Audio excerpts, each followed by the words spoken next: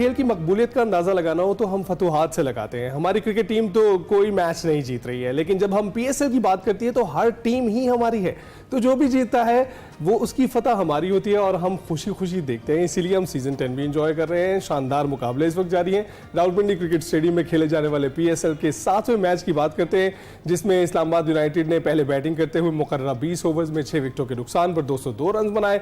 और साहबजादा फरहान की तो क्या बात है, वो इस पीएसएल में छाए हुए हैं। 53 रन उन्होंने स्कोर किए। कोलन मिनरो ने 48 रन के साथ नुमाया कारकर्दगी दिखाई और इस्लामाबाद के 203 रन के ताकुब में मुल्तान सुल्तान्स की पूरी टीम 19वें ओवर में बुक हो गई, आउट हो गई। 155 रन बनाए उन्होंने और मुल्तान की जानिब से मोहम्मद रिजवान थे जिन्होंने 38 रन बनाए, उस्मान खान ने 31, इफ्तिखार अहमद ने 32 रन बनाए। इस्लामाबाद की जानिब से जेसन होल्डर ने 4 विकेटें हासिल की, जबकि इमाद वसीम ने 2 शिकार किए।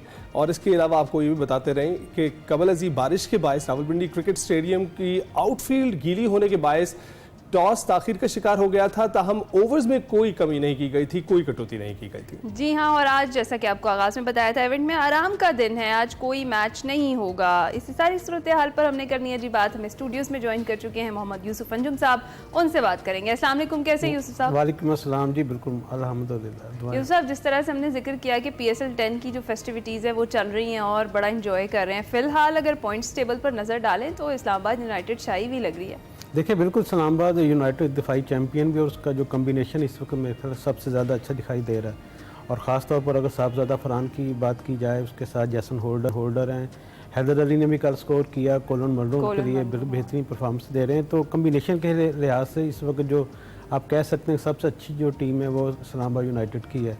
और उसमें आपने फ़र्क देखा होगा शादाब खान की कप्तानी का। शादाब खान ने पाकिस्तान टीम की भी क़यादत की है चंद मैचेस में, लेकिन इस PSL में उनके एक कप्तानी में ज़्यादा मैच्योरिटी नज़र आई। उनके जो फैसले अच्छे हुए हैं और जो फैसला उन्होंने किया उसने उसको अपना आगे से ओके किया, उनकी परफॉर्मेंस में बेहतरी आगे आ रही है। तो मजमूई तौर पर ये इस्लामाबाद यूनाइटेड चूँकि दिफाई चैम्पियन भी, उसका अपना होम ग्राउंड भी है और वहाँ उनको अपने क्राउड की सपोर्ट भी हासिल है, तो उनका इस वक्त जो कह सकते हैं कि हम सबसे बेहतर एक टीम अब कंसिडर बिल्कुल। लेकिन आप साहबजादा फरहान की परफॉर्मेंस के बारे में बात करें, क्योंकि एक ऐसे इवेंट में जहाँ पर आप नज़र आमतौर पर आना शुरू होते हैं उसमें मुसलसल स्कोर करते चले जाएं, तो आपको ऐसे बैट्समैन ही चाहिए ना अपनी क्रिकेट टीम में, कौमी क्रिकेट टीम में। देखें, नहीं कि साहबजादा फरहान ने सबसे ज़्यादा रन किए थे डोमेस्टिक में, उसके बाद उसको टीम का हिस्सा नहीं बनाया गया था। और ये गुस्सा भी क्या आप कह सकते कि उन्होंने अप्रूव किया कि मैं सबसे बेहतर हूँ, मुझे मौका दिया जाए।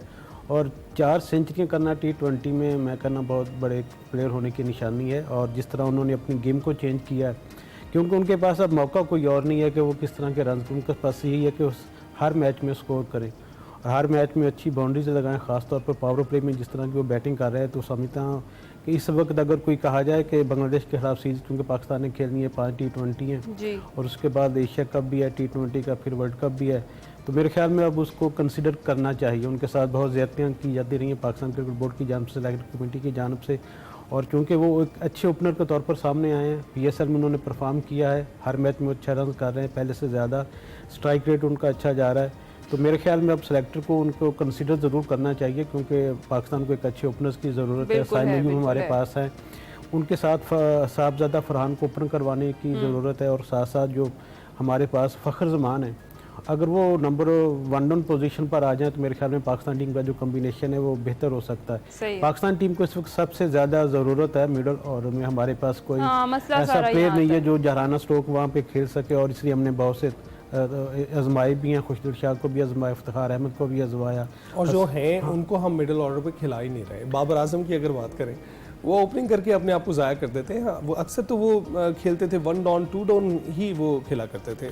तो अब आप उनको ये मशवरा देंगे कि अपने जो पहले से रैंक तयशुदा था उसी पर खेलें? देखें, अगर जिस तरह पहले उन्होंने परफॉर्मेंस नंबर पे किया, उसी नंबर अगर वो आ जाएँ तो मेरे ख्याल में उनके लिए भी बेहतर होगा और पाकिस्तानी टीम के लिए भी बेहतर होगा।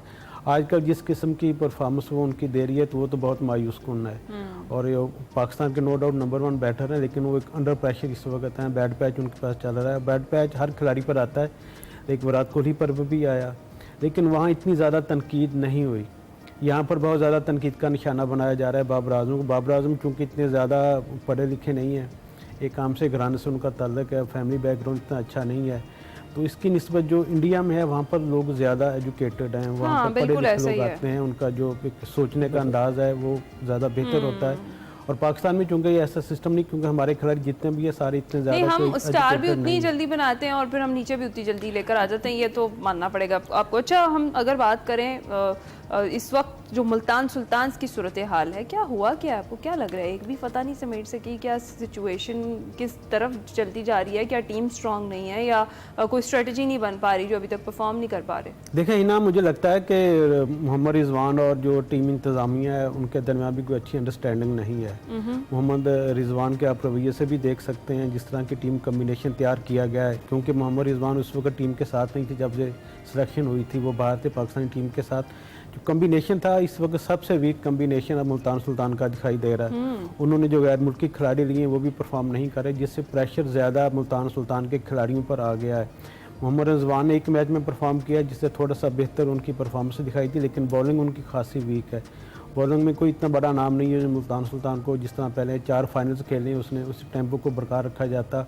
और उसके साथ साथ क्योंकि थोड़ी सी जब आपके फैसले अच्छे नहीं होते, मजमूई तौर पर ड्रेसिंग रूम का माहौल अच्छा नहीं होता, और उनके जो ऑनर है अली तरीन, उनकी भी एक स्टेटमेंट आई जिससे इख्तलाफात नुमायाँ हो गए हैं। हाँ। टीमों के दरमियान भी, मालकान के दरमियान भी और खिलाड़ियों के दरमियान भी। कल भी आपने देखा कि जब शादाब खान रिजवान आउट हुए तो शादाब खान का जो रवैया था बहुत ज़्यादा अग्रेसिव था। उन्होंने उनकी तरफ इशारा भी किया कि चल ग्राउंड से बाहर। तो इससे आप अंदाज़ा लगा सकते हैं खिलाड़ियों के दरमियान भी कितनी एक टसल इस वक्त चल रही है, और इसका असर यकीनी तौर पर मोहम्मद रिजवान की परफॉर्मेंस पर भी पड़ा, उनके फैसलों पर भी पड़ा है। और जब एक टीम परफॉर्म ऊपर से आप परफॉर्म नहीं करते फिर नीचे से भी कोई आपको ज़्यादा अच्छा रन करके नहीं देता। यही वजह है कि मजमूई तौर पर अब तक जो मुल्तान सुल्तान की परफॉर्मेंस है वो बहुत डाउन जा रही है। यही मसाइल है, यूनिटी नहीं है और इस तरह से टसल जो है आपस की, इस वजह से ये कौमी टीम में होते हुए भी सही तरह परफॉर्म नहीं कर पाते। एक मोहम्मद आमिर की चली थी और फिर उसके बाद हसन अली की भी एक चल रही थी जिसको वो क्लैरिफाई भी करते रहे बाद में। बिल्कुल ऐसा ही है, क्योंकि मोहम्मद रिजवान टीम के पाकिस्तान टीम में कप्तान भी हैं और कई सिलेक्टेड लड़कों को उसमें ले भी नहीं रहा कौमी टीम में। ये भी टसल होती है, इख्तलाफात हो के हाँ मुझे परफॉर्मेंस के बावजूद आपने क्यों नहीं लिया, तो अगर आप मेरे सामने आएंगे तो मैं आपको ज़्यादा टफ टाइम दूंगा, इस किस्म की सूरत। लेकिन ये खेल का हुस्न भी है, इससे खिलाड़ियों को मायूस नहीं होना चाहिए बल्कि अपनी परफॉर्मेंस को बेहतर करना चाहिए। हाँ, परफॉर्मेंस अपनी बेहतर करना चाहिए। अगर जब आप परफॉर्म अच्छा करेंगे, अगर आपके खिलाफ कोई अच्छी बॉलिंग कर रहा है तो आप अच्छी बैटिंग करके उसको दिखाएं कि मेरे में भी दम है, मैं भी कुछ कर सकता हूँ। तो इस मैच में इफ्तिखार अहमद के 32 रन को आप कैसे देखते हैं? इफ्तिखार अहमद को बहुत ज़्यादा चांस मिले हैं, और जिस तरह अगर जिक्र किया जाए खुशदिल शाह का, वो भी मुल्तान सुल्तान का हिस्सा थे, उनको इन्होंने ड्रॉप किया, वो कराची किंग में गए, लेकिन खुशदिल शाह ने खुद को इम्प्रूव किया, उनकी फ़िटनेस बेहतर हुई है, उनकी परफॉर्मेंस में निखार आ रहा है। इफ्तिखार अहमद उसके मुकाबले में वहीं पर खड़े हैं जहाँ से उन्होंने आगाज़ किया था। एक मैच में अच्छा परफॉर्म करते हैं, दूसरे मैचेस में फिर वही रूटीन पर आ जाते हैं। उनमें वो मेरे ख्याल सीखने की तड़प नहीं है जो खिलाड़ियों के दरमियान होनी चाहिए। खुशदिल शाह भी टीम से बाहर थे, उन्होंने भी बड़े 2-3 साल के बाद कम बैक किया, उसने फिर PSL में अच्छा परफॉर्म किया। ना सिर्फ वो बैटिंग में अच्छा कर रहे हैं बल्कि उनकी जो बॉलिंग है वो उसमें भी बेहतरी नज़र आ रही है। और यही इस तरह की जो बिल्कुल इफ्तिखार अहमद को भी सोच अपनानी चाहिए कि ठीक है कंपटीशन होता है, लेकिन जब आप तक परफॉर्मेंस अच्छी नहीं करेंगे उस वक्त कोई भी फिर आपको अच्छा नज़रों से नहीं देखेगा। अच्छा, हमने सबका जिक्र किया है, ज़ल्मी का जिक्र नहीं किया आपने।